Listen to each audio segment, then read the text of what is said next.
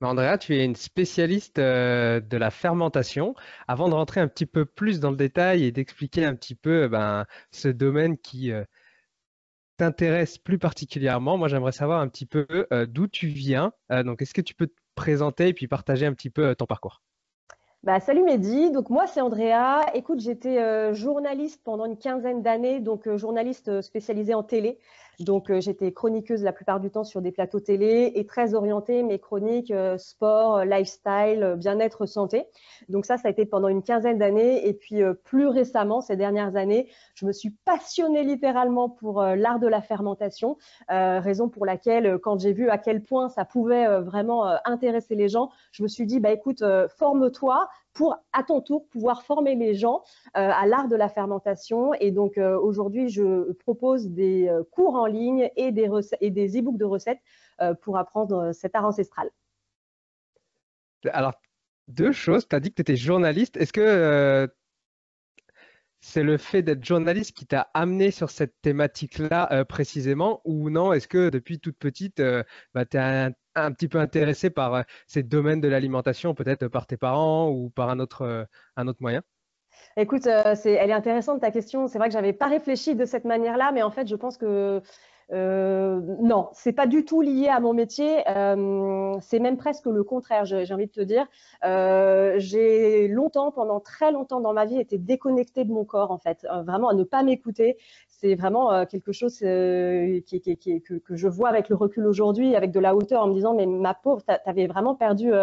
Ton enfant intérieur, c'est-à-dire que pendant des années et des années, justement, j'ai fait un métier qui tirait sur la corde. Hein, je veux dire, clairement, un journaliste télé, c'est dans un contexte, moi, qui ne me correspondait absolument pas, mais je persistais parce que voilà, pour des raisons qui me sont propres, en tout cas, c'était ma passion de l'époque. Je persistais dans ce métier en me disant, mais non, mais je suis fait pour ça, je suis bonne là-dedans. Donc, je continuais dans un truc qui me déconnectait complètement de qui j'étais. Donc, vraiment, on était loin du vivant et loin de tout ça.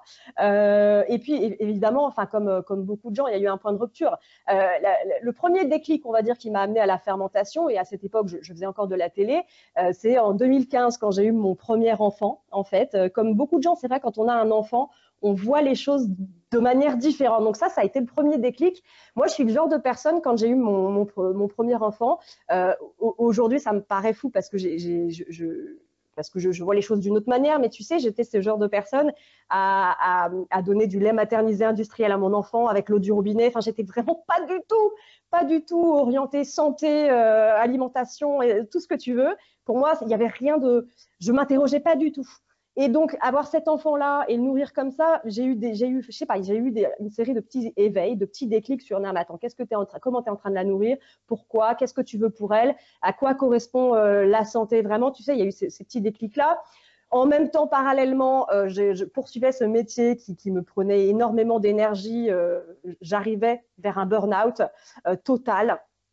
Et donc, en fait, je me suis intéressée du coup au minimalisme, le minimalisme dans ma vie, parce que je me sentais vraiment, tu vois, vraiment, j'habitais dans un appartement à Paris, encore une fois, déconnectée de moi-même, avec un enfant submergé. Donc, je me suis beaucoup documentée sur le minimalisme, qui m'a amené à la santé au naturel, mais déjà les cosmétiques au naturel, ça m'a amené à la santé au naturel. Et un jour, à partir de tout ça, tous ces petits déclics-là, je me suis dit, mais j'ai découvert par hasard la fermentation. Et je me suis dit, mais attends, mais c'est juste magique en fait. Ça me reconnecte totalement au vivant. Et c'est comme ça que ça a démarré. Et il y a eu un deuxième ou un troisième, du coup, énorme déclic dans toute cette histoire. Ça a été 2020 et tout ce qu'on sait, enfin voilà, tout ce qui s'est passé autour de 2020.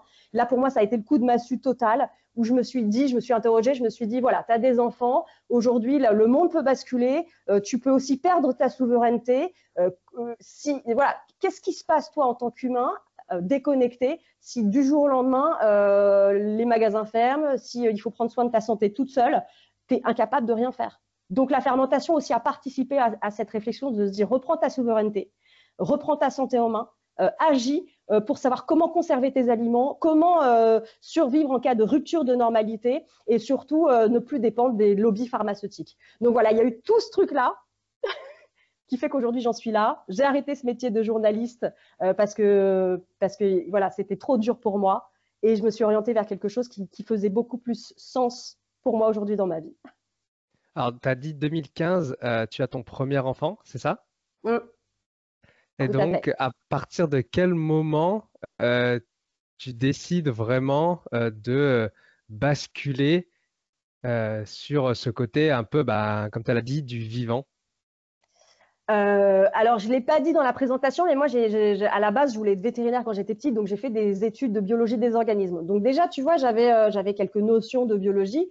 Et ta question, c'est quoi? C'est à quel moment je bascule dans la Ouais, fermentation? à quel moment, donc 2015, c'est ton premier enfant, euh, déjà à quel moment tu te dis, ah, je vais peut-être m'intéresser un petit peu plus pour elle, peut-être parce que bah, cette eau, elle n'est pas forcément la meilleure, qu'est-ce qui va être mieux pour la nourrir, etc.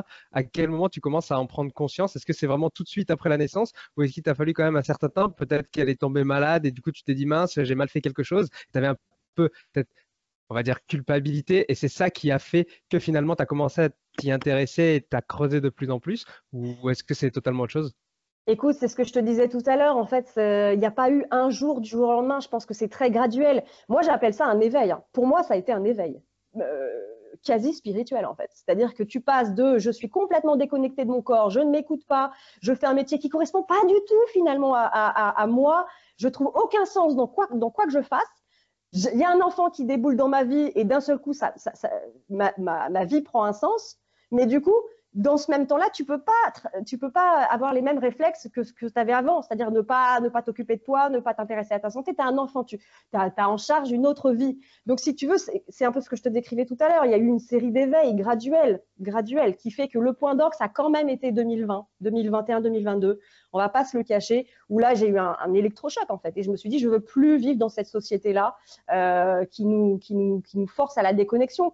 Et si tu veux, on parlait de l'eau tout à l'heure, l'eau que tu donnes à ton enfant en fermentation, ce qui est très important, c'est d'utiliser une eau qui soit sans chlore. D'accord? Or, il se trouve que l'eau du robinet, c'est une eau ultra chlorée. Je ne te parle même pas de tout ce qu'elle contient comme substance chimique. Ce n'est pas le sujet du jour. Mais ça a participé aussi, tu sais, c'est tout un tas de petits éléments. Quand tu t'intéresses à la fermentation, tu te rends compte qu'en fait, tu ne peux pas utiliser l'eau du robinet. Donc, en fait, tu peux pas boire l'eau du robinet. Il faut que tu la filtres.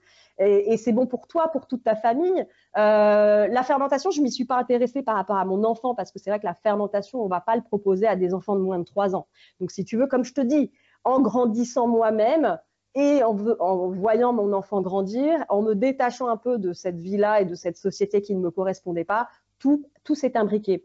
Et ensuite, à partir de 2022, j'ai décidé de déménager à la campagne. Donc, tu vois, tout a été un process en fait.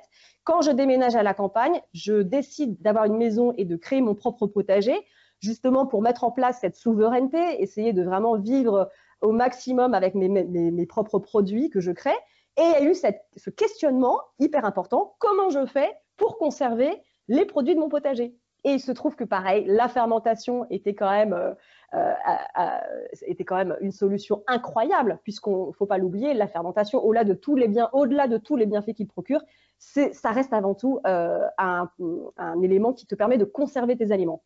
Donc finalement, tout s'imbriquait pour me mener à cet art absolument magique. Eh ben écoute, on va rentrer un petit peu plus dans le sujet. Pour commencer, c'est quoi la fermentation? À quoi ça sert? Alors, il y a deux questions, hein. Il y a Alors qu'est-ce déjà, que c'est c'est? quoi la fermentation? Voilà, tout à fait.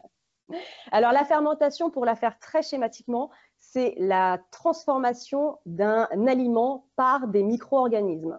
Donc, en fait, on est sur un processus totalement chimique, biologique. Ce sont des bactéries ou des levures qui vont transformer cet aliment. C'est une transformation positive. On n'est pas du tout dans de la putréfaction, hein. La fermentation, c'est une transformation qui va, grâce au vivant, aux micro-organismes, transformer cet aliment. Ça va transformer son goût, ça va transformer sa texture, ça va transformer son odeur. Voilà en gros ce qu'est la fermentation. Alors, contrairement à ce que la plupart des gens pensent, il n'est pas nécessaire de s'intéresser à l'histoire du Caucase ou de partir en Thaïlande ou en Asie ou que sais-je pour découvrir la fermentation, puisque on est entouré, même nous, de produits issus de la fermentation. Le yaourt, c'est un produit, même si aujourd'hui il est industrialisé, à la base, même n'importe quelle usine Le yaourt, elle le fait via la fermentation. Ou par exemple, quand tu manges ta salade, ta vinaigrette, hein, et ben c'est le vinaigre, c'est de la fermentation. Donc on est entouré finalement de produits fermentés, mais très peu de personnes savent qu'en fait, tous les produits fermentés que l'on consomme au quotidien, ce sont des produits issus de processus qui viennent des bactéries et des levures qui transforment cet aliment. Donc voilà ce que c'est qu'en gros la fermentation. Est-ce que c'est clair pour toi? Bah oui, je pense que c'est extrêmement clair. Et du coup, ben, à quoi ça sert alors de fermenter ces aliments? Alors, tu as déjà dit que ça sert apparemment à la conservation, mais est-ce qu'il y a d'autres utilités de faire cela avec nos fruits et nos légumes? Bah, la première chose, quand on pense fermentation, on pense évidemment, on l'associe au terme probiotique. Je pense que je t'apprends rien. C'est vrai que les médecins, les naturopathes aujourd'hui conseillent énormément aux gens qui ont des problématiques euh, intestinaux, par exemple, de s'orienter vers les probiotiques. Donc, un produit fermenté va contenir énormément de probiotiques. Alors les probiotiques, on le rappelle, ce sont ces organismes, ces micro-organismes vivants qui sont bénéfiques pour notre santé. Ils sont extrêmement riches en probiotiques, les produits fermentés, et c'est forcément toujours mieux de se nourrir en produits fermentés pour avoir des prébiotiques et des probiotiques que de les prendre en gélules. En tout cas, c'est mon point de vue. Mais au-delà des probiotiques, un produit fermenté va avoir d'autres atouts. Par exemple, il va augmenter la biodisponibilité de certains nutriments, il va apporter encore plus de vitamines. C'est difficile à croire, mais une carotte crue va être moins riche en vitamine C qu'une carotte lactofermentée. Ça, très peu de gens le savent. Et donc, au-delà de l'aspect, voilà, la fermentation, un légume lactofermenté, c'est un légume qu'on peut conserver des mois, voire des années.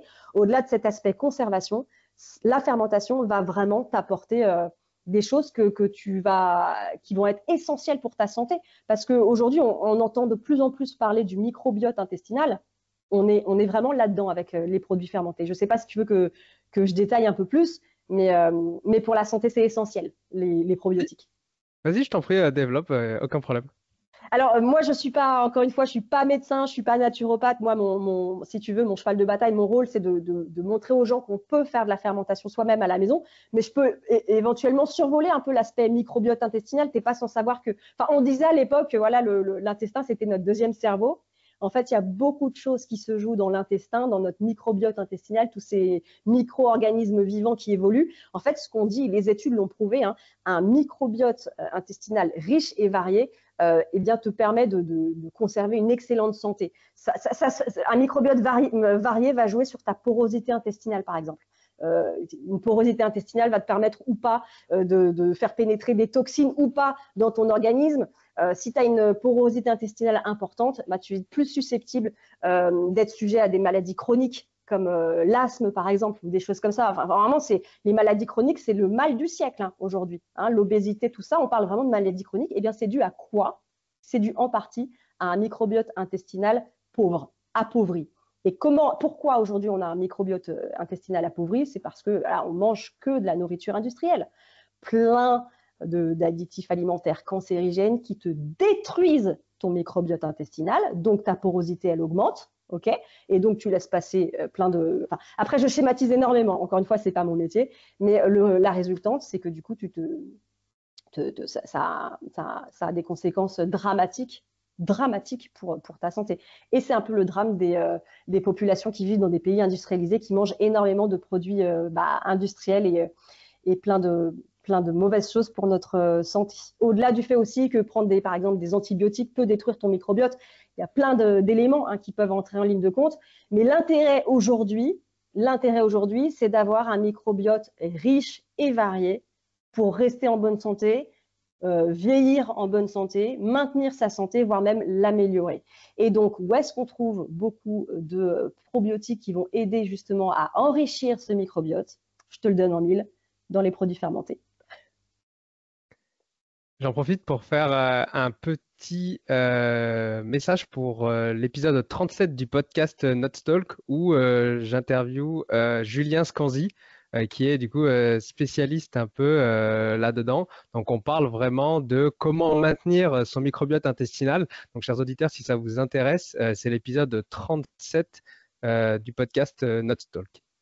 Et je dirais aussi que Julien Scanzi, donc, qui est gastro-entérologue, c'est vraiment son métier. Donc, ce que j'ai résumé, je l'ai sûrement beaucoup moins bien dit que lui. J'ai dû faire aussi plein d'erreurs parce que lui, vraiment, pour le coup, c'est son métier. Et c'est avec Julien Scanzi que j'ai coécrit le livre L'alimentation incroyable microbiote aux éditions Le Duc, justement, qui est le deuxième livre de Julien pour lequel j'ai participé. Il est là, hein, pour ceux qui regardent. On l'a coécrit aussi avec Claire Traumenschlager, qui est diététicienne et nutritionniste. Enfin voilà, c'est un livre justement qui résume comment justement prendre soin de son microbiote à travers les probiotiques issus des aliments fermentés, mais aussi en nourrissant ces probiotiques avec des prébiotiques, en fait une alimentation riche en fibres. Donc, tu as expliqué que le probiotique, ben, on avait une meilleure biodisponibilité des vitamines et des nutriments, une diminution, voire l'élimination des antinutriments, les enzymes, etc. Moi, j'aimerais un petit peu aussi qu'on parle de l'aspect mental de la fermentation, parce qu'il me semble que ça a aussi un peu des bénéfices. Est-ce que tu peux nous en parler? Oui, alors c'est un sujet qui m'intéresse énormément, la santé mentale, parce que je ne vais pas te le cacher, à travers mon ancien métier de journaliste télé, j'ai vécu des choses pas très cool. Ma santé mentale en a pris un énorme coup. C'est aussi pour ça que je me suis mis à la fermentation. C'est parce que voilà, j'ai eu plusieurs burn-out successifs, je ne m'en cache pas, et ça m'a beaucoup aidé. Alors, il y a deux aspects dans la fermentation. Si tu veux, je ne vais pas trop rentrer dans l'aspect scientifique ni biologique parce qu'encore une fois, c'est pas mon métier, mais je peux te dire rapidement que concernant la santé mentale, prendre des produits fermentés, ça va jouer, on l'a dit tout à l'heure, sur la richesse de ton microbiote intestinal. Or, il se trouve que dans le microbiote, il y a certains micro-organismes qui vont favoriser la production de sérotonine, hein, dans l'intestin, donc la fameuse hormone du bonheur. Je schématise énormément. Donc, en fait, on en revient toujours à la même chose. Si tu as un microbiote intestinal riche, varié, tu vas favoriser la production notamment de sérotonine, donc peut-être aider finalement à ta santé mentale. Et dans le même temps, tu as aussi d'autres micro-organismes qui sont dans ce microbiote intestinal qui vont favoriser la régulation du cortisol, qui est l'hormone du stress. Donc, on en revient toujours à la même chose. Ta bonne santé, mentale comme physique, est beaucoup définie par la qualité de ton microbiote. Il y a même une expérience scientifique qui a été réalisée par des scientifiques français de l'INSERM et de l'Institut Pasteur. Et alors ça, pour moi, c'est juste incroyable, qui ont transféré un microbiote de souris stressées. Ils ont transféré leur microbiote à ces souris-là dans un microbiote de souris a priori normales. Et bien ces souris-là qui ont eu ce microbiote-là ont commencé à être en état dépressif. C'est-à-dire qu'en fait, l'observation de ça, c'est que tu transfères le microbiote d'une souris dépressive à une souris saine, elle devient à son tour dépressive. Je schématise encore énormément une nouvelle fois, mais ça te montre à quel point le microbiote est important pour ta santé mentale, notamment. Voilà, donc pour moi, je ne sais pas ce que tu en penses, mais c'est quand même assez fou. Et les études sont toutes récentes, donc on découvre à peine tout ça, mais c'est vertigineux quand on y pense. Ouais, ben moi, ce que je peux voir en tout cas, c'est qu'il y a une relation, enfin, du moins de mon point de vue, je trouve qu'il y a une très forte relation entre, euh, on va dire, comment je me sens au niveau du ventre, des intestins, etc., et le sport. Si j'ai un petit trouble, eh ben, je le sens tout de suite au niveau des performances sportives. Ça impacte, enfin, je suis beaucoup moins performant, c'est clair et net, alors que si tout va bien, bah là, les performances, elles sont vraiment au-dessus. Donc, je vois vraiment une relation là-dedans. Au niveau du mental, je sais pas trop. En tout cas, ce qui est sûr, c'est que entre 2015, mon accident, et aujourd'hui, ce qui est sûr, c'est qu'aujourd'hui, je mange beaucoup mieux et je le ressens vraiment au niveau de la réflexion, de la cognition, tu vois, tout ça. Donc, oui, alors je pense effectivement, je suis convaincu même, là, c'est ma propre expérience, qu'il y a effectivement un lien, en tout cas, entre les deux. Il y a un lien, c'est sûr, mais après, évidemment, on est sur du moyen terme, voire du long terme. Tu vois, je veux dire, aujourd'hui, on est dans une société où on veut tout vite. Malheureusement, je suis au regret de vous dire que la bonne santé, c'est quelque chose qu'on doit, voilà, c'est un marathon, c'est du quotidien. Donc, effectivement, c'est pas parce que tu vas manger un bocal de fermentation que dans les 2 jours, tu vas, waouh, ça va être YOLO. Malheureusement, c'est pas comme ça que ça se passe. Ce serait trop facile, mais voilà, c'est du moyen long terme. Mais moi, j'ai toujours pris le parti d'essayer de comprendre pourquoi on fait les choses. Il s'agit pas, et c'est pour ça que je suis avec toi aujourd'hui. C'est pour expliquer aux gens l'intérêt de prendre un produit fermenté. Si tu comprends pas, si on te dit, parce qu'on dit, c'est à la mode hein, la fermentation, hein, c'est à la mode dans la presse, dans les médias, on en entend beaucoup parler. Mais si on t'explique pas pourquoi, finalement, c'est plus difficile d'être convaincu de la chose. Là, moi, je suis en train de t'expliquer avec mes mots, je ne le dis pas forcément bien, mais que ça peut avoir des répercussions non seulement sur ta santé physique, mais aussi mentale. Une fois que tu as compris pourquoi, à cause de ce microbiote, bah, je veux dire, voilà, tu vas avoir plus de plaisir à manger un aliment fermenté, tu vas être dans la découverte. Et même pour le coup, ça va te faire plaisir de le consommer là, dans la seconde. Et puis, le fait de comprendre pourquoi ça peut t'aider, je trouve que déjà, tu as fait la moitié du boulot.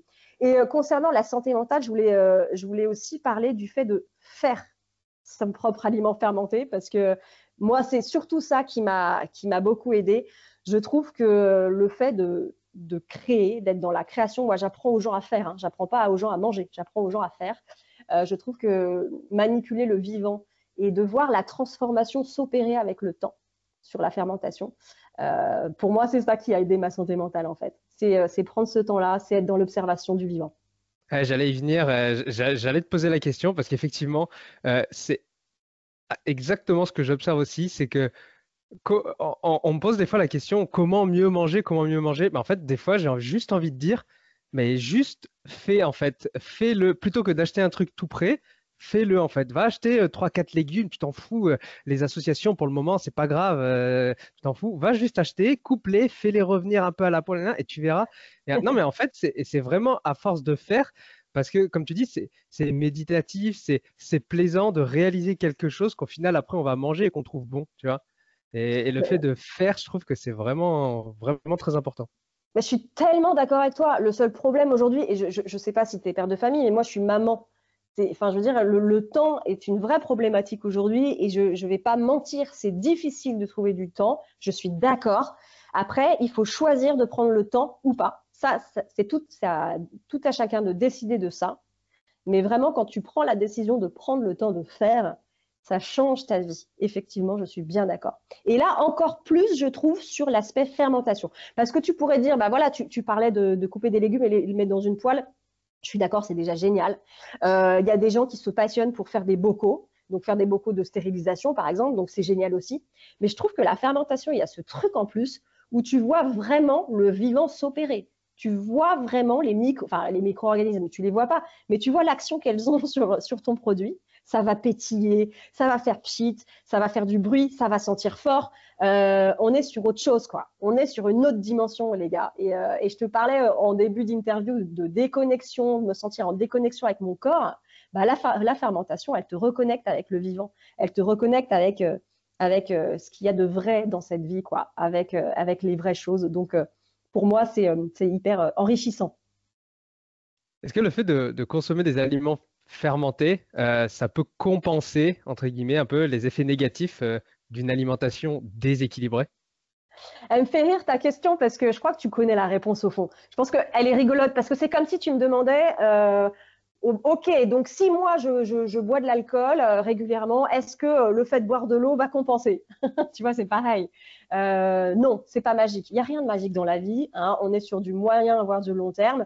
C'est pas parce que tu vas manger des aliments fermentés que ta vie ira mieux si dans le même temps tu fais pas un effort sur le reste. Tu vois, c'est toujours pareil. Je veux dire, si tu manges que des produits industriels et que d'un autre côté tu manges des produits fermentés en te disant que ça va compenser, bah non, c'est comme tout, ça va pas compenser. C'est sûr que c'est mieux que rien.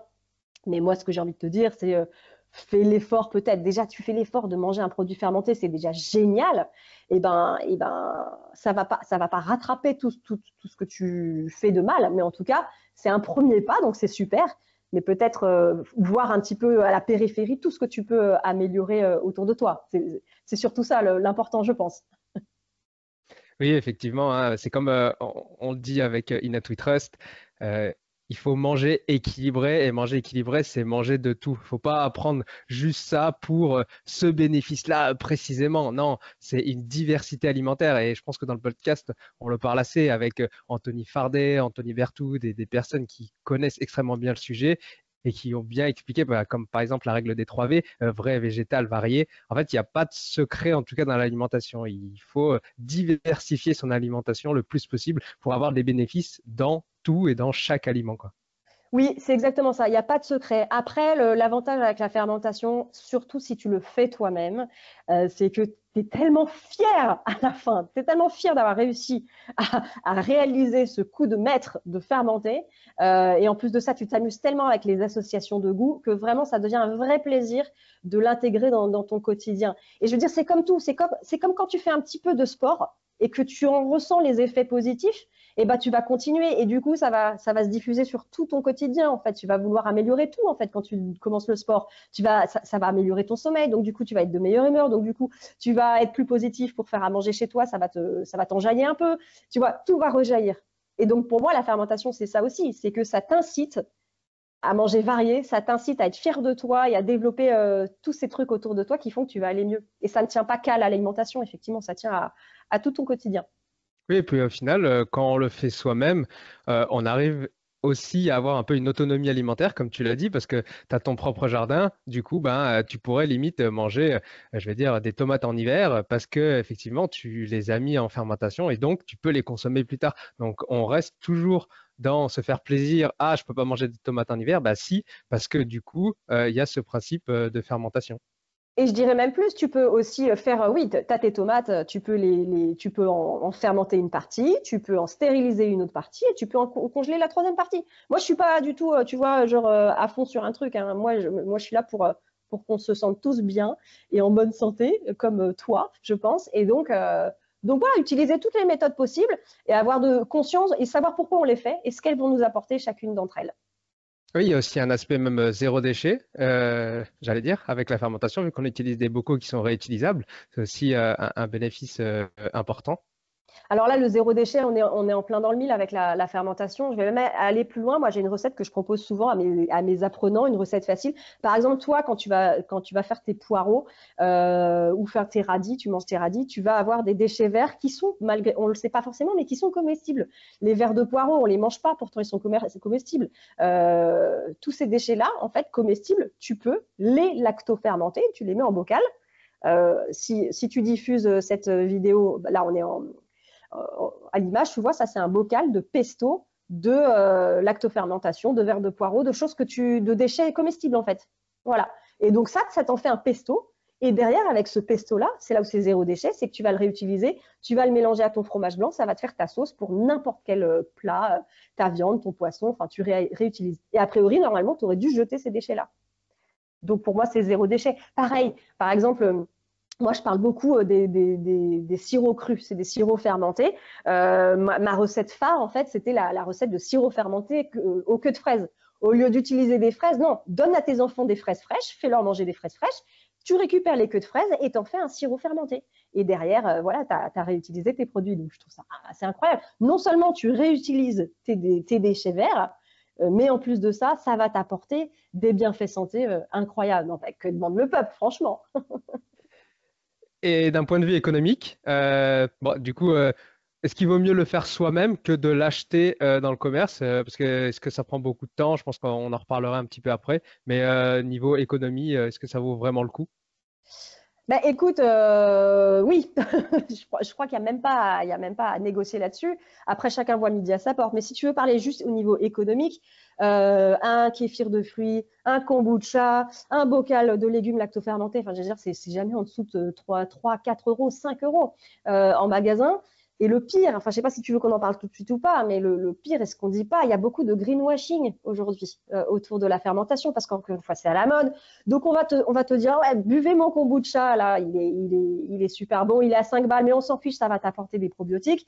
Et en fait, le truc, il est pasteurisé. Il est pasteurisé, en fait. La plupart des produits que tu vas acheter, des produits fermentés, que tu vas acheter en magasin, bio, ou même en supermarché, parce qu'aujourd'hui, on en trouve partout, la plupart, ils sont pasteurisés. Donc, non seulement ils sont super chers, mais en plus de ça, on se fout un peu de ta gueule, parce que la pasteurisation, elle tue les probiotiques. C'est simple. Donc, en fait, les bénéfices qu'on te fait croire que tu vas avoir avec un produit fermenté, tu ne l'as pas dans un produit fermenté du magasin. Et en plus, c'est cher. Donc, je vois vraiment pas l'intérêt. Après, c'est pas toutes les marques, etc. Et je vous invite, et je crois que chez vous aussi, on vous invite régulièrement à regarder et à lire les étiquettes. Donc, si vous n'avez pas le temps ou si vous n'avez pas envie de faire vos propres produits fermentés, mais que vous voulez les acheter en magasin, renseignez-vous, lisez les étiquettes et surtout, ne prenez pas un produit pasteurisé. Que ce soit vinaigre, tout ce que vous voulez. Vraiment, prenez un produit qui est non pasteurisé et pas filtré si possible. Est-ce qu'il y a des contre-indications à la consommation d'aliments fermentés? Je sais pas, je pense aux femmes enceintes, aux enfants, comme tu l'as dit un peu avant au début du podcast. Alors, c'est un sujet un petit peu complexe parce que, encore une fois, je ne suis pas médecin, donc je ne vais pas me positionner et donner des conseils en tant que médecin. Moi, je peux te donner juste mon regard en tant qu'experte en fermentation et chacun le prendra comme il le veut. C'est un peu la question à 1 million de dollars ce que tu me demandes. Je vais te répondre que de la manière dont moi je le vois. Donc déjà, de manière générale, un légume lactofermenté ou, ouais, en général, tu ne proposes pas à un enfant de moins de 3 ans. Voilà, ça c'est la base. Après, à partir de 3 ans, c'est vraiment open bar parce que tu n'as que des avantages pour les enfants à manger, par exemple, un légume lactofermenté ou un bon yaourt qui a été fait dans les règles de l'art et qui contient plein de probiotiques, ce qui n'est pas le cas des yaourts industriels, je le rappelle, mais bon, ça, c'est autre chose. Donc voilà, les légumes lactofermentés, OK pour les enfants, pour les femmes enceintes, les femmes allaitantes, etc. Après, je vais être plus, le discours va être un petit peu différent pour le kéfir ou le kombucha, qui sont des boissons dites sans alcool, parce qu'elles contiennent uniquement des traces d'alcool, mais néanmoins, elles contiennent de l'alcool. Donc, ça va entre 0,5 et 2% d'alcool au pire des cas. Donc, c'est des boissons qui, en magasin, sont étiquetées sans alcool, mais quand tu les fais toi-même, il y a tout, forcément c'est de la fermentation, donc il y aura des traces d'alcool. Donc moi, ce que je dis quand on me pose la question, moi je dis en termes de bénéfice-risque, une femme allaitante peut, à mon avis, boire son verre de kombucha ou de kéfir. Un enfant, moi je donne du kombucha ou du kéfir à mes enfants, aucun souci. Mais il faut juste savoir qu'il y a des petites traces d'alcool pour ceux qui sont vraiment, vraiment, vraiment voilà, sujet aux problématiques autour de l'alcool, peut-être se renseigner de leur côté. Et puis pour les autres personnes, voilà, si vous avez une problématique médicale, avant de consommer un aliment fermenté, voilà, consultez votre médecin quand même. Ça reste la base pour moi. Avec la fermentation, on pourrait se dire si ça fermente, je vais avoir des problèmes aux intestins, ça va me faire péter, etc. Qu'est-ce que tu peux répondre à ça? Ben, effectivement, au début, pour la personne qui n'est pas habituée à consommer des aliments fermentés, elle va péter. Ah, mais ça, c'est sûr. Mais après, les gars, voilà, choisissez vos combats. Hein. C'est-à-dire que quand l'organisme, s'il n'a pas l'habitude d'aliments fermentés, alors peut-être moins pour le kéfir ou le kombucha, mais c'est vrai pour un légume lactofermenté qui va être très riche sur certains probiotiques, tu pourrais peut-être chez certaines personnes avoir quelques ballonnements et peut-être des flatulences au début, mais c'est juste histoire que le corps s'habitue parce que après, on l'a bien dit, ça va enrichir ton microbiote et ça va avoir l'effet inverse. Plus tu vas avoir une alimentation riche en probiotiques et plus justement ton intestin il va être béton, il va être incroyable et il va être en bonne santé. Je voulais juste rajouter avant d'oublier, pour les personnes qui ont une intolérance à l'histamine, il faut faire attention parce que les aliments fermentés sont connus pour en contenir pas mal. Donc peut-être être vigilant et encore une fois, si vous avez un doute, ne m'écoutez pas religieusement. Déjà, faites-vous confiance. Moi, je dis toujours, ayez confiance en votre instinct parce que voilà, on a tellement été déconnecté de nous-mêmes qu'aujourd'hui, on ne sait plus qui croire ni rien. Déjà, faites confiance à votre instinct. Et puis, si vous avez un problème médical, par contre, là, allez voir votre naturopathe, allez voir votre médecin pour être bien sûr. Mais de manière générale, les aliments fermentés, c'est pour tout le monde. Ah, tu fais bien de le préciser parce que, alors, je j'ai pas encore vraiment la réponse, mais je pense être intolérant à l'histamine parce que je fais des angioœdèmes dès que je consomme un peu trop d'aliments fermentés ou ce genre de choses. Donc, effectivement, c'est problématique. Et du coup, je reviens sur ce que tu as dit au niveau de la fermentation et le fait que ça fait péter. Allez-y doucement, progressivement.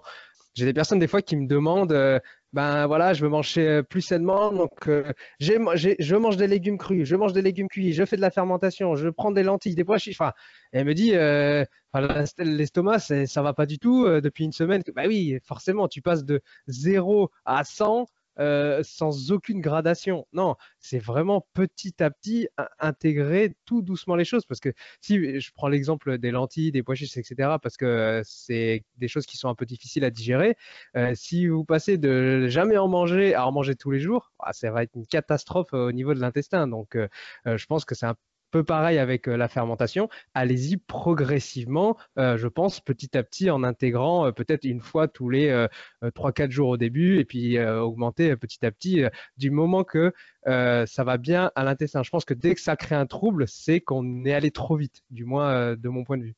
Oui, puis qu'il y a une modification profonde, donc il faut y aller tranquillement. Je suis totalement d'accord avec toi. Déjà, aujourd'hui, il y a beaucoup d'injonctions à bien manger. On se met une charge mentale. Et moi, la première, hein, moi, la première, je me mets une charge mentale énorme sur ce que je dois manger, ce que je ne dois pas manger. Enfin, voilà. La première des choses, c'est déjà relax, ça va bien se passer. On fait avec les éléments qu'on a, on se renseigne quand on peut. Mais enfin, je veux dire, il faut enlever cette charge. On est déjà suffisamment fatigué dans la journée avec tout ce qu'on doit faire. Donc, allons-y tranquille. Ensuite, effectivement, doucement, s'agissant des aliments fermentés, c'est clair, on ne va pas s'envoyer 2 litres de kombucha tous les jours. Hein. Non.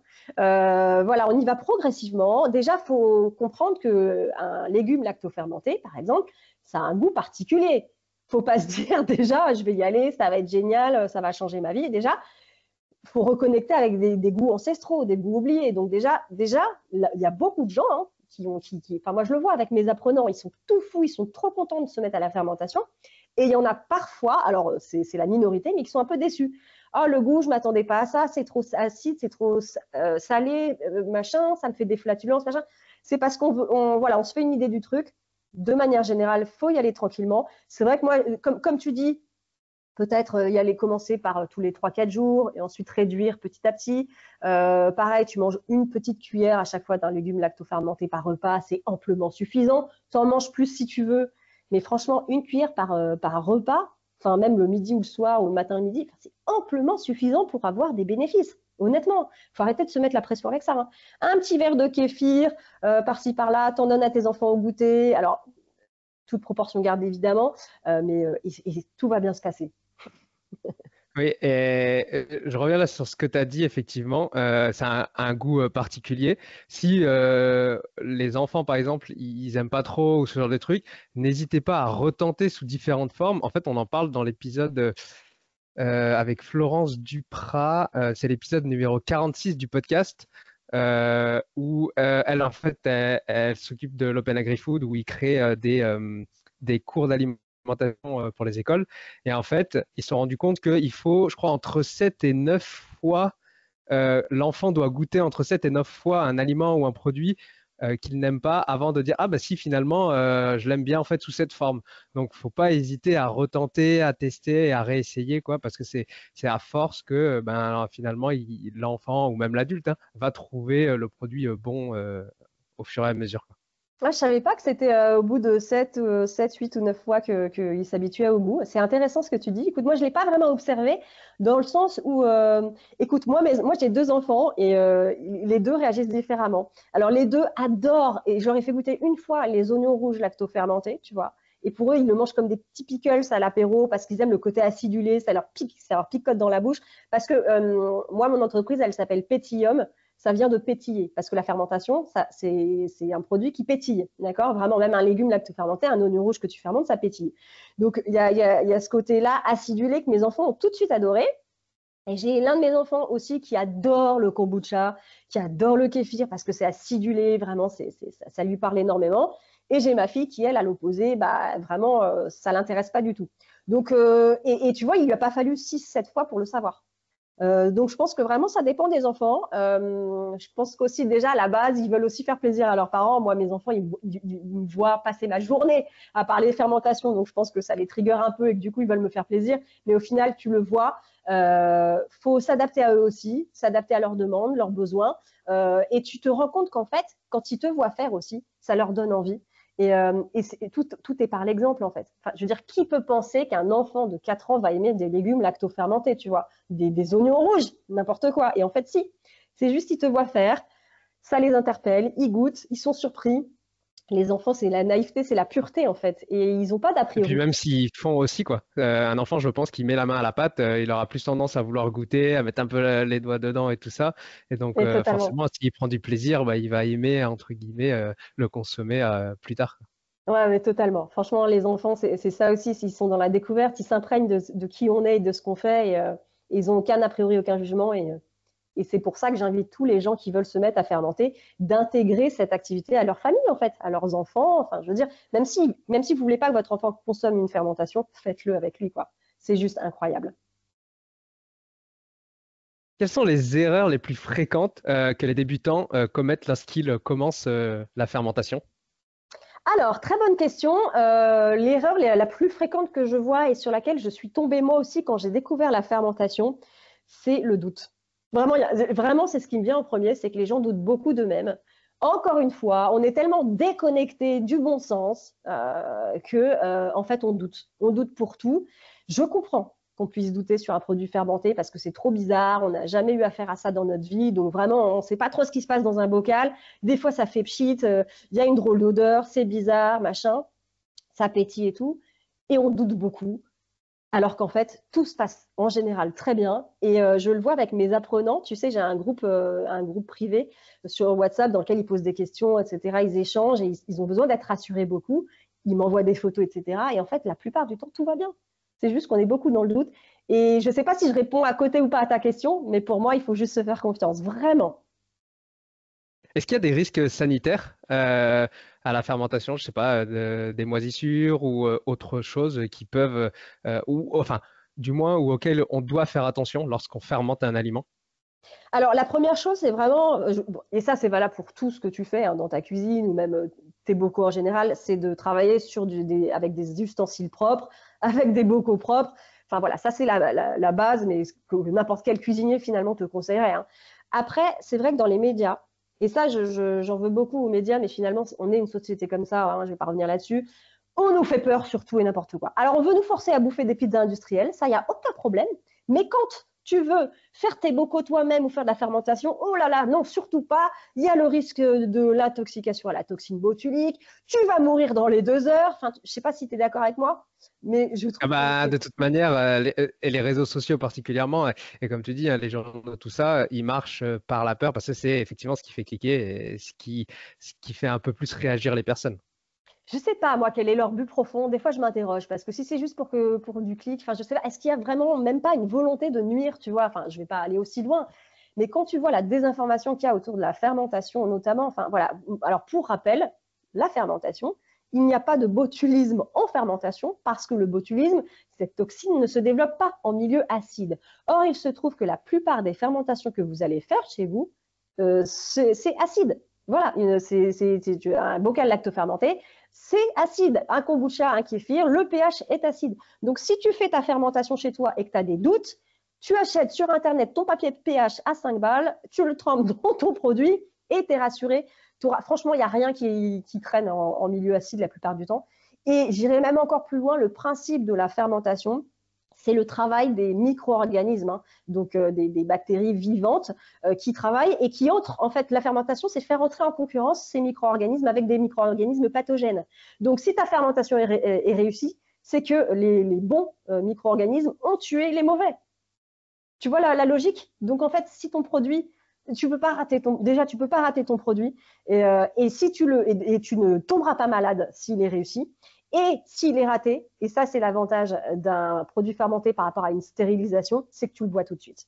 Tu vois ce que je veux dire? S'il est réussi, tu peux pas tomber malade, et s'il est raté, tu le bois tout de suite. Et à quoi tu vois qu'un produit fermenté est raté? Franchement, c'est quand ça a putréfié, tout simplement. C'est quand ça pue, quand tu ouvres ton bocal, c'est visqueux, quand tu as des moisissures bleues avec des poils, ça c'est raté, quand ça pue. Encore une fois, c'est juste tu fais confiance à ton instinct, mais tu ne mourras pas en faisant une lactofermentation. Et je dirais, contrairement à des bocaux de stérilisation malheureusement, ou si une stérilisation est mal faite, là, tu peux tomber sur du botulisme parce que ton bocal de tomates que tu as stérilisé, il ne sera pas forcément acide. Alors, je prends l'exemple des tomates, ce qui est un peu bête parce que les tomates, c'est acide.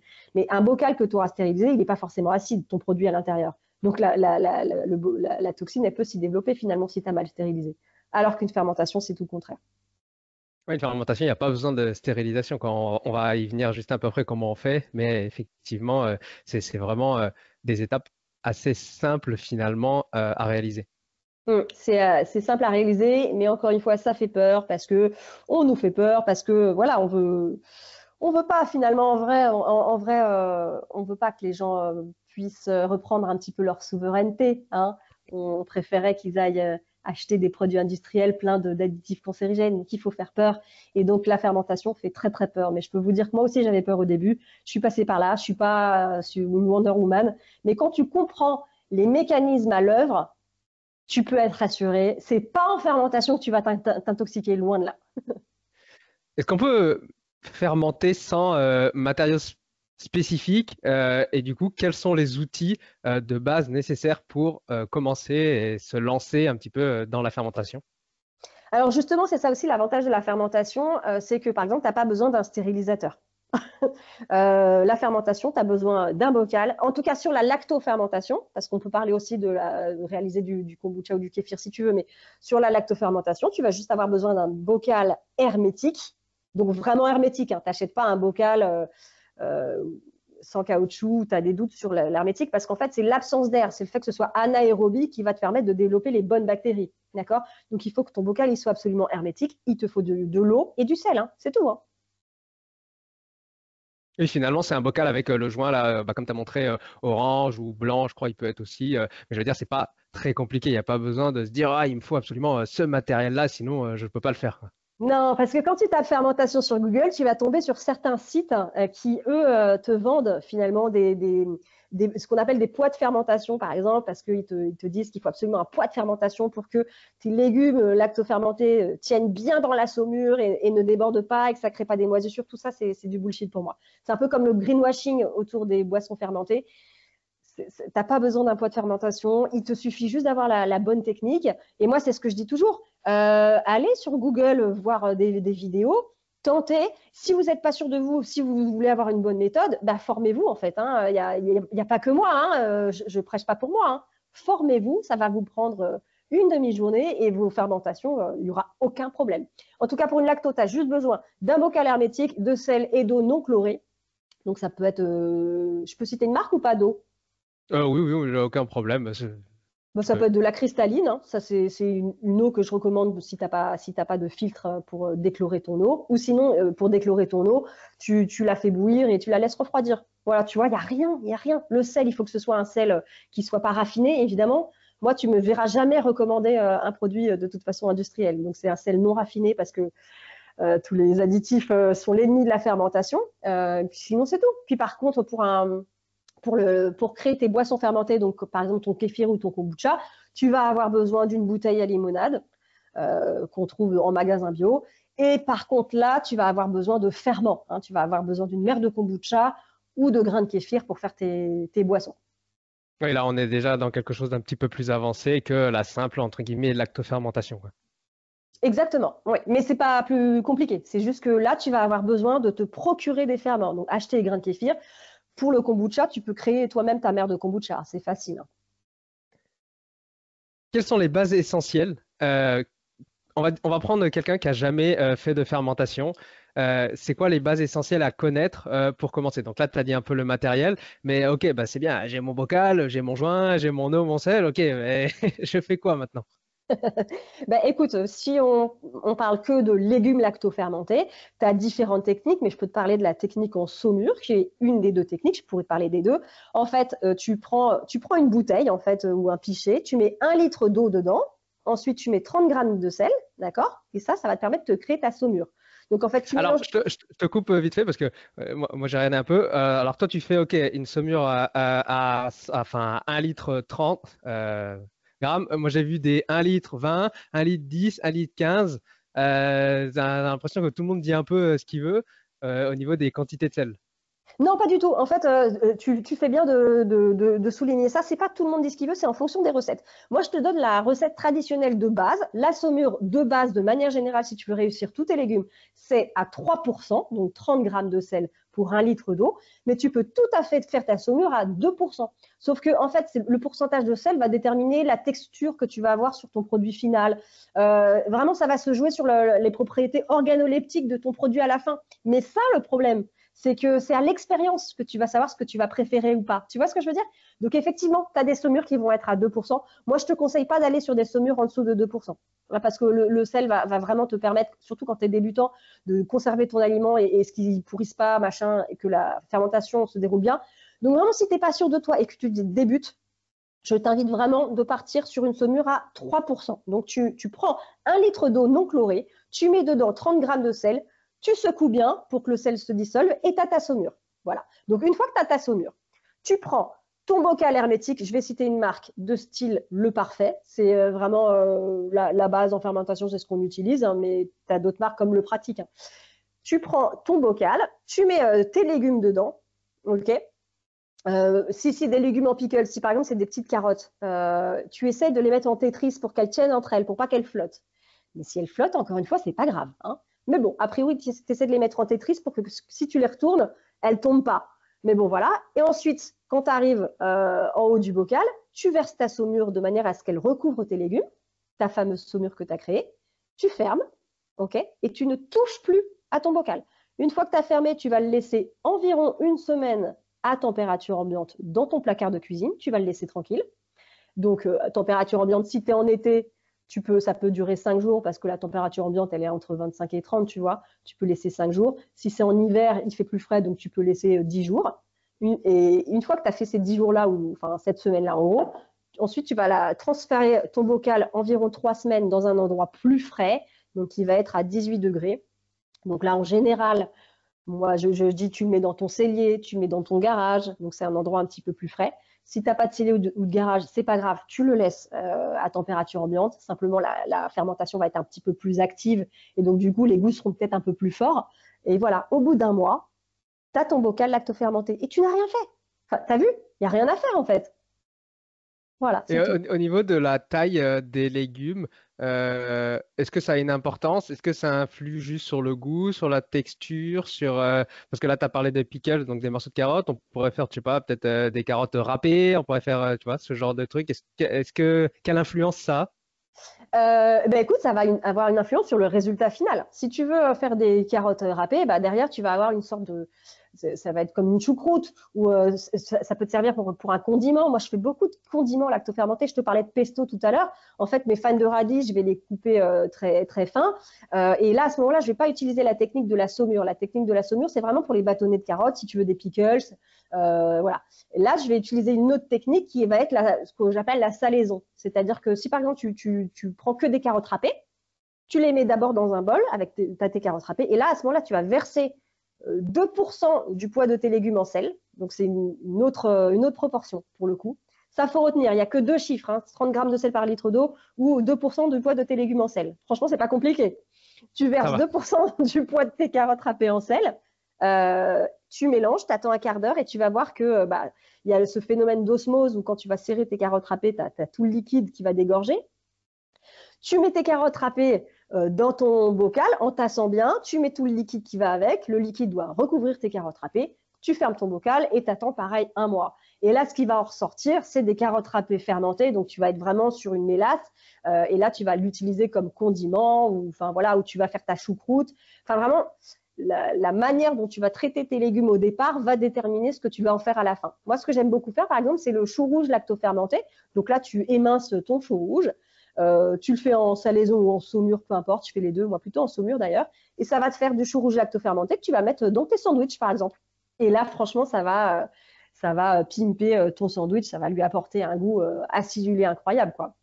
Tu peux faire aussi ton kimchi. Alors, le kimchi, c'est vraiment la préparation la plus connue des légumes lactofermentés, où là, en gros, c'est du chou à la coréenne que tu vas fermenter. Et tu peux même, la recette, c'est vraiment de prendre une petite cuillère de kimchi le matin avec tes œufs brouillés. Voilà, ça va t'apporter tes probiotiques, ta note acidulée pour un petit déjeuner salé hyper bon pour ta santé. Est-ce qu'il y a des risques de débordement? Parce que tu as dit on remplit aux légumes. Du coup, est-ce qu'il faut quand même prévoir une hauteur avant la fermeture du bocal ou tout ça? Parce que vu que ça fermente, Oui, tout à fait, c'est une bonne question. En fait, c'est vrai que la fermentation, bah, ça pétille, hein, ça pétille. Donc, si tu veux, la première semaine, c'est le moment où la fermentation va être la plus active. Donc, dans mes formations, moi, je conseille toujours déjà de mettre une coupelle en dessous de ton bocal parce que il faut le savoir. Et là, les gens, souvent, ça leur fait peur, mais en vrai, c'est totalement normal. Durant cette première semaine où la fermentation va être très active, ça va pétiller, ça va déborder. Donc, tu vas avoir de la saumure qui va sortir de ton bocal alors que tu l'as même pas ouvert. Donc, donc en fait, l'idée, c'est vraiment de ne pas avoir peur du fait que ça peut déborder. Mais surtout, comme tu dis, au niveau du remplissage de tes légumes et de ta saumure, il y a ce côté un peu technique. Il faut remplir suffisamment pour qu'il y ait le moins d'air possible, parce que la lactofermentation se fait en milieu anaérobie, donc sans air. Donc, il faut qu'il y ait le moins d'air possible. Mais il ne faut pas que tu remplisses à fond ton bocal au risque de faire exploser ton bocal, par exemple. Donc, si tu veux, c'est ce que j'apprends aussi dans ma formation, c'est que si tu veux prendre confiance en toi et réussir du premier coup, c'est vrai qu'il faut que tu essayes de trouver jusqu'où tu peux remplir, en fait. Donc, en gros, sur un bocal le parfait, ou même sur d'autres bocaux, des fois, tu as des traits de remplissage. Tu vois, tu as des traits sur ton bocal qui t'indiquent à peu près jusqu'où aller trop loin, quoi, en gros. Mais encore une fois, on se détend, ça va bien se passer. Vraiment, essayez, vous verrez, c'est pas très compliqué. oui, et puis c'est le jeu un peu de faire et de voir. Donc, effectivement, comme tu as dit, bah, mettre une coupelle ou quelque chose en dessous au cas où, comme ça au moins on est sûr. Essayez toujours de se prémunir un peu de ce qui va se passer. On peut se dire, ah, est-ce que, ok, si ça déborde, oh non, je m'en fous. Bon, bah voilà, bah, si tu dit qu'on s'en fout, bah tant pis pour toi. Mais je veux dire, voilà, tu as dit, on met une coupelle, et puis bah, si ça déborde, bah, ça débordera dans la coupelle, et puis voilà, c'est pas très grave. Exactement, mais d'où l'importance quand même de bien se renseigner, parce que si tu fais une fermentation et que tu n'es pas au courant que ça pétille, tu peux avoir l'impression d'avoir raté ta fermentation et de passer à côté d'un truc super bon. Donc se renseigner un petit peu en amont quand même, et de ne pas s'étonner des fois, enfin moi j'entends dans mes placards, des fois ça chuinte. Il parle, mes bocaux, il pétille, il me parle, et donc ça c'est tout à fait normal. Donc Il y a des vraiment ne bruits pas être bizarres dans mes placards, c'est un peu bizarre, hein. exactement. Mais c'est comme quand tu fais ton kéfir ou ton kombucha, ou même tes boissons fermentées, tu sais, tes sodas naturels à base de levain de gingembre, de ginger bug, dans tes bouteilles à limonade, ça va créer beaucoup, beaucoup de CO2. Ça va créer beaucoup de CO2. Et donc, du coup, ta bouteille, elle peut même chiter très fort, voire même exploser. C'est déjà arrivé plein de fois. Donc, il faut juste être au courant. Il faut juste se renseigner. Et c'est juste magique en fait de voir que, enfin, je sais pas, même une boisson, tu pars d'un jus de fruits et tu peux en faire un jus pétillant. Tout ça grâce à l'action des bactéries et des levures que tu auras introduites dedans. C'est pas fabuleux quand même? C'est magique. Euh, Quels aliments sont les plus faciles à fermenter pour un débutant? Écoute, moi je prenais l'exemple de la carotte tout à l'heure parce que franchement c'est d'une simplicité enfantine. Tu découpes tes carottes, tu les mets dans ton bocal avec ta saumure, tu fermes et c'est fini. Pour moi, c'est le plus facile, la carotte lactofermentée. Et puis en boisson fermentée, je conseillerais de commencer par le kéfir de fruits. Parce que le kéfir, c'est très facile d'obtenir une boisson très agréable au goût et qui est pas. Si tu veux, les gens, la fermentation, ça a un goût particulier. Et c'est vrai que le kéfir reste quand même un soda au goût un peu neutre.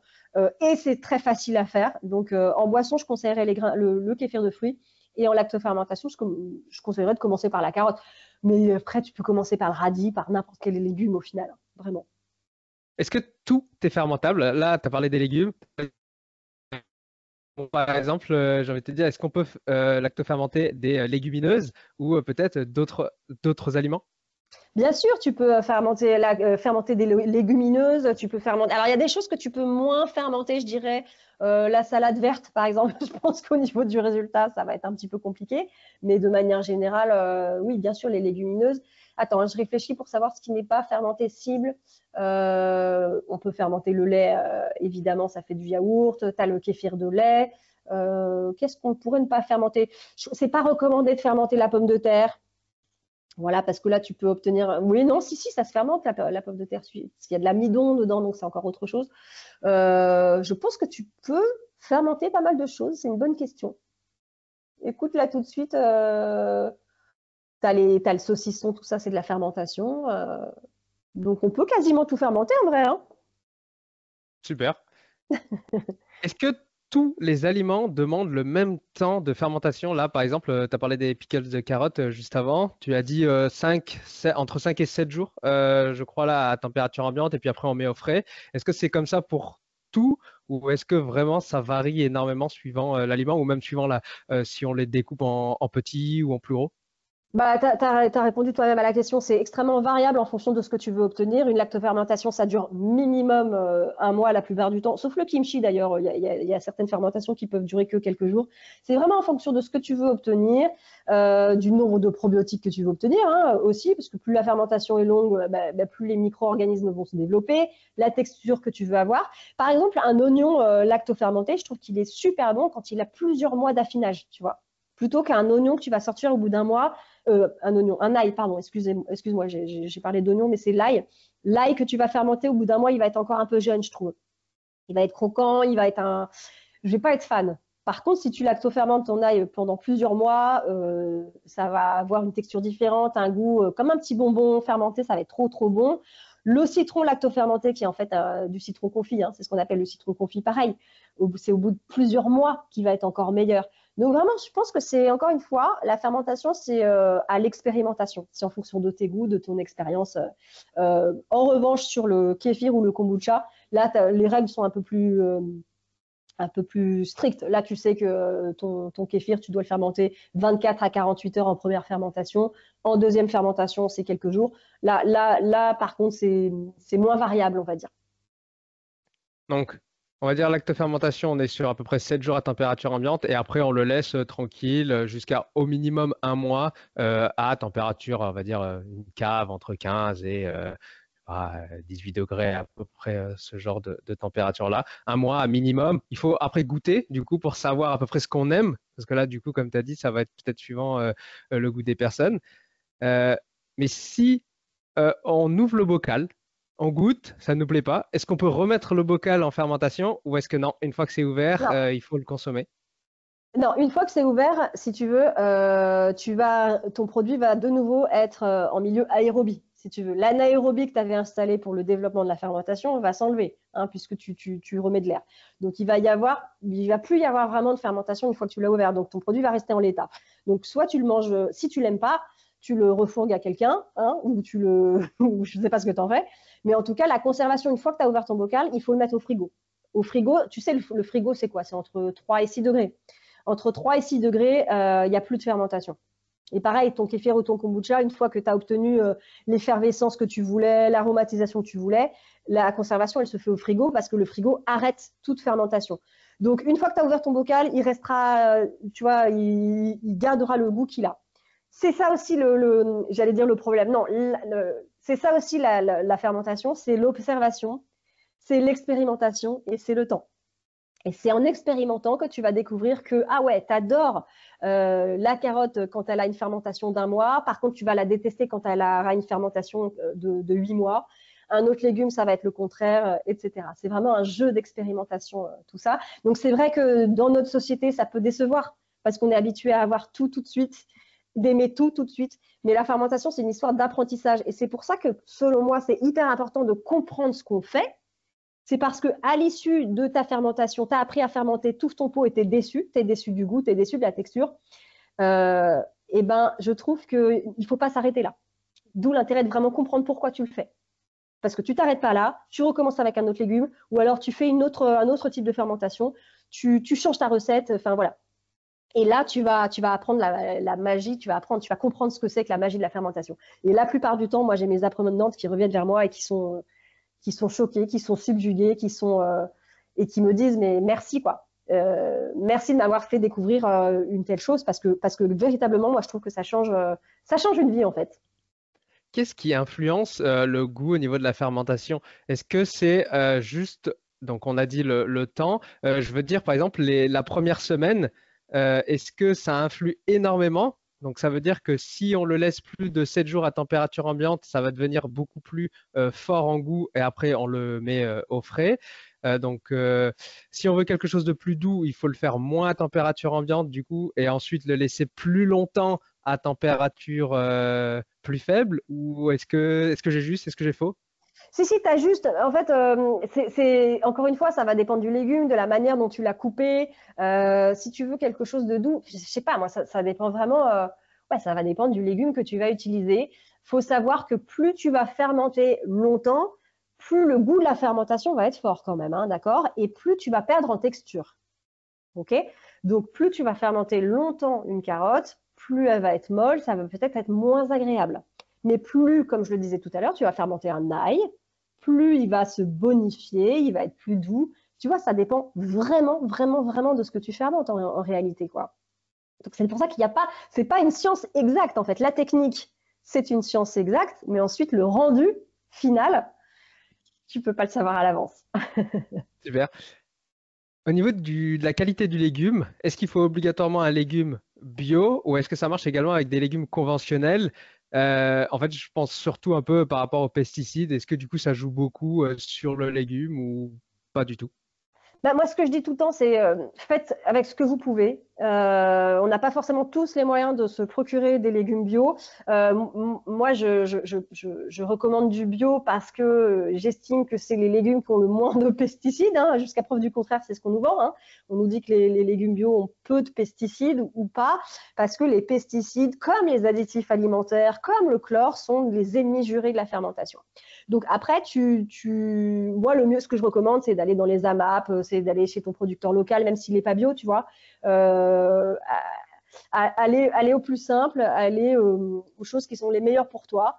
Une fermentation réussie, c'est a priori une fermentation avec des légumes bio. Oui, tout à fait. Mais après, moi, j'ai plein de retours d'apprenantes qui me disent, je les ai faites avec du légume traditionnel de supermarché et ça a marché, tu vois. Il n'y a pas de règle. La fermentation, il n'y a pas de règle. Mais c'est mieux, enfin, je veux dire, même psychologiquement, je préfère, tu vois, tu fais une macération de légumes qui sont pleins de pesticides, c'est déjà rien que ça, c'est pas, voilà, psychologiquement, c'est pas cool. Donc, je conseille quand même des produits bio. Ouais, ben, on peut que conseiller de. Alors pour ceux qui vivent à la campagne, aujourd'hui, il y a quand même plein d'AMAP, comme tu l'as dit, ou même de commerçants, de fermiers qui ouvrent un peu leurs portes pour soit visiter leur ferme, soit même maintenant qui vendent directement à la ferme leurs produits locaux et demander quoi. Si des fois ils sont pas bio, peut-être que c'est juste parce qu'il fait un seul truc qui fait qu'il est pas bio, ou peut-être parce que pour lui c'est trop cher, ça n'a pas d'intérêt, mais finalement il fait tout comme en bio. Donc n'hésitez pas à demander, à discuter avec les personnes. Enfin, moi je sais que j'ai un fermier qui est à côté là, je suis allé le voir, bah, je lui ai posé des questions et il m'a répondu. Et en fait, je trouve que ces personnes, elles adorent partager ce qu'elles font en fait. Donc, faut pas hésiter à y aller, à poser des questions et au moins vous saurez. Tout à fait d'accord Voilà. avec toi. Tout à fait d'accord avec toi. Et je dirais même à l'inverse, tu as même certains fruits ou légumes qui sont bio, ok, pour certaines normes européennes, mais s'ils sont bio d'Amérique du Sud, les normes ne sont pas forcément les mêmes et tu peux quand même te bouffer des pesticides au final. Donc, ne pas, c'est ce que je disais au début, ne pas rester accroché sur une dénomination et plutôt se renseigner. Mais encore une fois, ça participe à cette charge mentale qu'on a au quotidien, d'essayer de bien manger, de voir ce qu'on consomme et tout. Bon, voilà, le conseil, c'est d'aller quand même au plus simple et à l'instinct. Donc oui, effectivement, comme toi, Mehdi, si tu as un producteur local, n'hésite pas à aller le voir, quoi. C'est vrai. Est-ce que tu as une recette à partager de toi? On va dire, je sais pas, la fermentation que tu préfères ou la chose que tu préfères le plus? Bah écoute, la chose que ce que je préfère le plus, j'aime tout, mais je vais pas, je, je, je sais pas quoi dire. C'est pour ça que je t'ai ramené un bocal de pesto. C'est parce que, en fait, c'est pas ce que j'aime le plus, mais c'est ce qui est le plus pratique dans mon quotidien. Et franchement, ça a révolutionné mon quotidien l'an dernier quand je me suis mise à faire du pesto lacto-fermenté. Donc, c'est pour ça que j'avais envie de t'en parler aujourd'hui. C'est que moi, tu sais, je travaille de chez moi. Donc, malheureusement, tous les jours, je dois me faire à manger. Absolument tous les jours. Mais c'est horrible quand tu y penses. Quand tu tapes. C'est vrai. Et donc, en fait, moi, j'ai toujours cette problématique de bah, si je fais du riz, si je fais mes lentilles, si je fais mes pâtes, eh ben, il faut que je trouve une sauce, tu vois. Enfin, voilà. Et ben, avec un petit condiment de pesto lacto-fermenté, tu as ton fromage blanc, tu le mélanges à ton condiment, ça te fait ta sauce. Et franchement, c'est de cette recette-là dont je voulais te parler vraiment, c'est que souvent, mes apprenantes, elles viennent me voir, elles me disent bah, c'est super la fermentation, je suis convaincue, mais comment je peux au quotidien manger un produit fermenté, c'est quand même complexe. Comment je mets ça en place? Eh ben, je te dis, voilà, tu te fais ton pesto lacto-fermenté et tu l'utilises comme condiment, comme sauce sur n'importe quoi, sur ton riz, tes pâtes, tes pommes de terre, une petite cuillère à café, ça te simplifie la vie. ça augmente le goût le goût de ton plat et c'est pratique. Voilà. Est-ce que tu veux nous donner la recette ou c'est réservé à ta formation ou. C'est absolument pas réservé à ma formation. Alors, d'ailleurs, je tiens à vous le dire, n'hésitez pas à aller sur mon site petium.fr parce que j'ai un blog dedans avec plein de recettes. Je suis vraiment pas avarde de recettes, vraiment, je le dis. Et il y a la recette de mon pesto lacto-fermenté. Il y a aussi une autre recette qui s'appelle les herbes salées du bord du fleuve, qui est une recette canadienne qui est sur mon blog, où là, on va mettre vraiment beaucoup de sel. Donc, c'est une autre recette, mais ça part du même principe. Donc franchement, si vous n'avez pas envie de suivre mes formations, mais alors il n'y a aucun problème. Moi, ce que je veux, c'est que la fermentation soit diffusée au plus grand nombre. Donc n'hésitez pas à aller voir mes recettes qui sont sur le blog. Il y a tout ce qu'il faut. Cette recette-là, tu veux que je te la donne là tout de suite? Ben oui, vas-y. Et puis de toute manière, je le mettrai également le lien dans les notes de l'épisode pour les personnes qui seront intéressées. Bah, au final, c'est ce que je te disais au début, en fait. Tu sais, c'est toutes les fans de radis, les verres de poireaux que j'ai découpés. Là, je les ai utilisés. J'ai fait la technique de la salaison. Donc, j'ai mis 2% du poids de leur poids en sel. Et ensuite, je les ai mis à fermenter un petit mois. Et je crois qu'au final, c'est super bon au bout de 2 mois, moi. Mais c'est selon mes goûts à moi, tu vois. Mais donc, au bout d'un mois, tu peux consommer ton pesto et tu le mélanges à ton fromage blanc ou à n'importe quelle sauce. Tu mets de la sauce tahini, tu mets ce que tu veux, tu mélanges, c'est super bon. Donc tu mets tout ça dans un bol, tu les coupes très finement, tu mets tout ça dans un bol, tu mets le 2% de poids en sel, tu remues, tu mets dans le bocal, tu rajoutes l'eau à ras-bord, et puis voilà, c'est fini. Ouais, l'eau du bocal, hein, l'eau qui a, comme on est sur de la salaison, tu rajoutes pas de saumure, tu rajoutes l'eau que les légumes ont dégorgée, en fait, hein. Oui, ok, d'accord, tu rajoutes pas d'eau en plus. Bah non, si c'est pas nécessaire. Si l'eau qui est issue de ta salaison a donné suffisamment, elle Ah, c'est recouvrira suffisant. tes légumes. Si ça recouvre pas, oui, tu fais une petite saumure, ouais. Ouais, Ah ouais, carrément. donc en fait, ouais, donc vous voyez, c'est extrêmement simple. Juste les légumes, du sel, et puis dans le bocal, et après on a juste à patienter un petit peu, quoi. Ouais, vraiment, j'aimerais dire aux gens, parce que c'est ce qui revient souvent, et moi, il y a deux choses qui reviennent souvent. C'est la peur de s'intoxiquer et d'intoxiquer sa famille, et la complexité de la chose. Et la troisième chose, c'est comment dans mon quotidien en cuisine, comment j'intègre ça. Et j'espère que dans ce podcast, j'ai réussi un tout petit peu à répondre à ces trois problématiques parce que c'est ce qui revient souvent. Et j'aimerais vous montrer à quel point c'est simple. Et c'est pareil pour les boissons fermentées. Si vous voulez un apport de probiotiques, pas via la lactofermentation, mais plutôt via vos boissons, enfin, je veux dire, c'est pareil. Un petit verre de kombucha le soir, là, pendant l'apéro, enfin, voilà, vous êtes refait, quoi. C'est trop facile en vrai. C'est trop facile de bien boire, de bien manger. Merci beaucoup. Bah, c'était des super derniers conseils. On arrive tout doucement aux deux dernières questions de l'épisode. Tu as dit c'est super facile, entre guillemets, de bien manger. Bah, pour toi, c'est quoi bien manger? C'est quoi ta propre définition du bien manger? Alors, ma définition du bien manger, c'est quelque chose que bien sûr, je n'applique pas chez moi, hein. Je ne suis pas, encore une fois, une Wonder Woman. J'aimerais bien, mais ce n'est pas le cas. Pour moi, dans la théorie, bien manger, c'est manger varié et manger avec plaisir. OK? Donc ça, c'est la théorie. Pour moi, il faut suivre son instinct et être dans le plaisir. Malheureusement, dans la pratique, et je le vois pour moi, je suis une femme, je commence à prendre de l'âge, donc j'ai pas le même métabolisme, malheureusement, que quand j'avais 25 ans. Donc malheureusement, manger avec plaisir ne rime pas forcément, enfin, voilà, ne rime pas forcément avec le corps que j'aimerais avoir. Quand tu Donc dis la réponse, plaisir, c'est quoi ce que tu appelles le plaisir? Parce qu'on a peut-être un peu des définitions différentes du plaisir.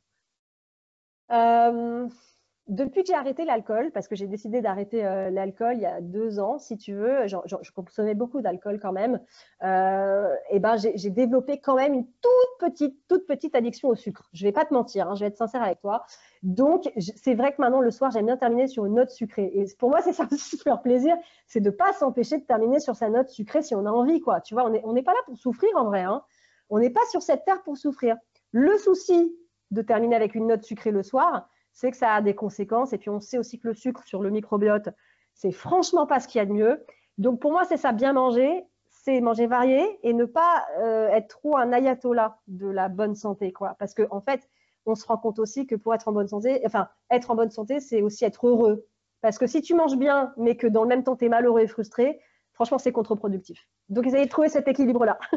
Ah, mais c'est ça en fait. C'est si tu es frustré dans ton alimentation au jour le jour, c'est qu'il y a quelque chose qui va pas. Moi je connais des personnes qui sont extrêmement strictes dans ce qu'ils mangent, Mais en fait, ils sont heureux comme ça, en fait. Ils ne veulent pas manger de pâtisserie ou de trucs comme ça. Donc, en fait, pourquoi leur dire, bah si, tu dois manger. Non, il n'en veut pas. Il est heureux comme ça.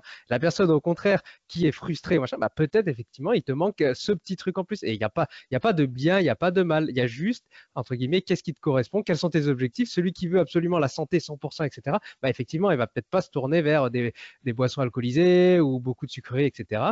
Et à l'inverse, la personne qui est plus un peu dans le plaisir et un peu moins dans la santé, etc., bah, elle va aller plus vers là. Donc voilà, Ouais. définissez vos propres valeurs, ce que vous voulez, et voilà, et comme ça, vous n'aurez pas de frustration. Je suis entièrement d'accord avec toi et je dirais aussi, tu vois, s'agissant des cravings de sucre, encore une fois, je suis pas médecin, mais moi, quand j'ai des cravings de sucre comme ça le soir, il faut identifier en profondeur ce qui les provoque. Et en général, c'est quoi? Enfin, s'agissant de moi, c'est le manque de sommeil ou le stress. Voilà, ou hormonalement, je suis à un moment de mon cycle où je vais avoir des cravings. C'est aussi simple que ça. C'est toujours pareil. Plus tu comprends ce qui se passe autour de toi et en toi, et plus tu peux affronter sereinement ces cravings-là. Et puis surtout, voilà, j'essaye, il faut être heureux, il faut être bien dans sa peau. Et c'est en étant bien dans ta peau que tu vas bien manger et que ça va se voir sur ton corps, hein. Ouais, ben, j'en profite pour dire, alors je sais pas, chers auditeurs, quand vous écouterez cet épisode-là, mais j'ai enregistré un épisode avec Charles Brumeau, qui est nutritionniste spécialisé dans le comportement alimentaire, et on parle un petit peu de toutes ces problématiques un peu dans l'alimentation, ses dérives, etc. Donc si ça vous intéresse, alors je ne sais pas quel numéro ce sera du podcast, ce sera sûrement je vais dire comme ça, 62, 63, quelque chose comme ça. Donc, n'hésitez pas à aller faire un tour sur le podcast Nutstalk. C'est avec Charles Brumeau. Écoute, bah dernière question, effectivement. Alors, tu as dit, toi, c'était un petit peu le côté sucré. Du coup, c'est quoi ton petit plaisir alimentaire? Est-ce que tu as quelque chose, une collation, un snack? Ça peut aussi être un plat ou un simple aliment. Écoute, ma collation préférée que j'adore vraiment, c'est les noix du Brésil. Tu vois, l'après-midi, quand j'ai une petite faim, c'est manger mes petites noix du Brésil avec une petite figue séchée. Je te parle de figues séchées parce que c'est ce qu'on utilise beaucoup pour faire du kéfir de fruits. Donc forcément, j'en ai plein chez moi. Et en plus, des bio, hein, pas sulfités, pas dégueulasses, pardon pour le terme, mais c'est tellement plein de sulfites. Donc prenez bien des figues bio, séchées, que tu associes avec tes petites noix du Brésil. Non, mais alors là, c'est comme ça, quoi. J'adore.